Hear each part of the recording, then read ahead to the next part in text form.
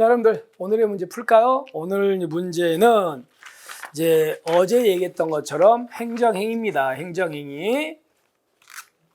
자, 식사 맛있게 하시면서 들으시기 바랍니다. 기속행위와 재량행위입니다. 여러분들이 늘 공부하는 내용에서 어렵진 않을 건데 볼게요.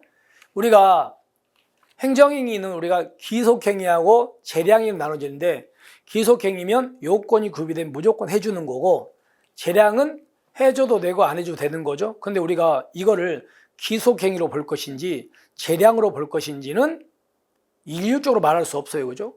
그래서 가장 중요한 건 법문헌입니다. 문헌에 행정청은 해야 된다라고 써 있으면 기속이고, 행정청은 할 수 있다라고 돼 있으면 재량일 겁니다. 근데 그게 다는 아니거든요. 그렇게 문헌만으로는 판단이 안 될 때가 있습니다. 그러면 여러 가지를 다 고려해가지고 개별적으로 따지자는 게 판례 입장이어서 얘가 맞는 내용입니다. 그 다음에 우리가 재량행위를 선택재량과 결정재량으로 나눌 수 있죠. 자, 결정재량은요, 뭐냐? 하든가 말든가. 그러니까 해도 되고 안 해도 되는 거. 선택재량은 여러 가지 중에서 뭘 해도 되는 거예요. 그러니까 여기 보시면 징계처분을 하지 않는 결정, 그 다음에 징계처분 하는 결정, 그러니까 이것과 이거 사회 선택권, 그러니까 해도 되고 안 해도 되잖아요. 그러면 결정이죠. 뭐. 그래서 결정재량이 맞습니다. 선택재량 아니에요. 여러 가지 중에서 뭘 할 것인가가 선택이고, 하든가 말든가 결정이랑 결정재량이죠. 그 다음에 여러분들 재량행위는 무한정 재량입니까? 재량도 한계가 있습니다. 한계가 있는데 그게 바로, 자, 재량권의 일탈 내지는 유월, 그리고 재량권의 남용이죠. 재량권의 일탈 유월은 재량권의 외적 한계를 넘어가는 거고, 얘가 내적 한계 넘어가는 거죠. 이런 거잖아. 그냥 들어보세요. 만약에 법에 시도청장님은 음주운전자한테 면허 취소 또는 1년 이내에 면허 정지할 수 있다고 써 있다고 합니다.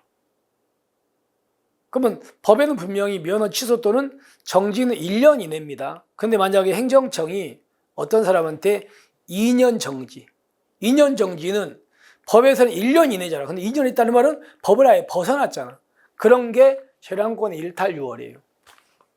그 다음에 1년 이내니까 면허 취소 또는 1년 이내 정지니까 면허 취소를 때렸어요. 면허 취소는 법 안에 있는 거죠. 근데 이게 비례원칙이 어긋나. 너무 과해. 그럼 그게 재량권 남용이에요. 그러니까 아예 법 테두리를 벗어나면 일탈 유월. 법 테두리 안에서 있는데 이게 비례원칙, 뭐 신뢰보, 부당결부 이런 거에 어긋나면 재량권 남용입니다. 그러니까 이거는 그래서, 자, 외적 한계를 넘어가면 재량권의 일탈이고요. 내적 한계 넘어가면 남용이 맞습니다. 개념 정리하시고. 그 다음에 보세요. 여러분들 재량권의 일탈 남용은 이건 위법이에요.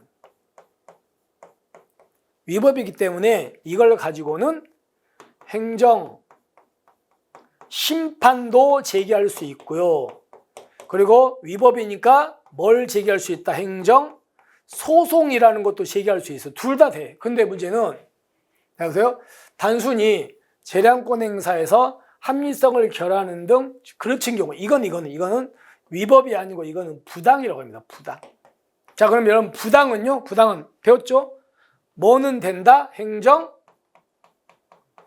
심판의 대상은 됩니다. 근데 뭐는 안 되는 거예요? 행정 소송의 대상은 안 됩니다. 이렇게 해가지고 구별하시면 되겠죠.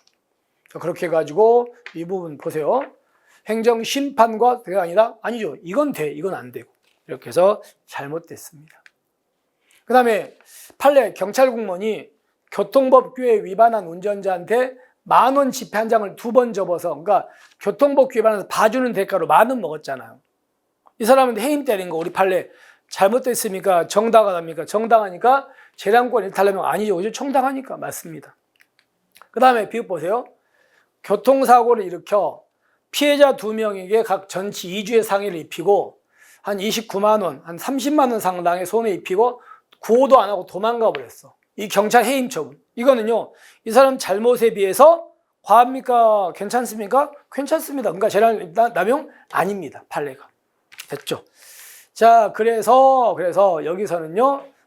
여기 리을 일탈 남용은 둘 다 대상이 되는데 이 부당이니까 부당은 심판의 대상은 되는데 소송은 대상이 아니다. 잘못됐고.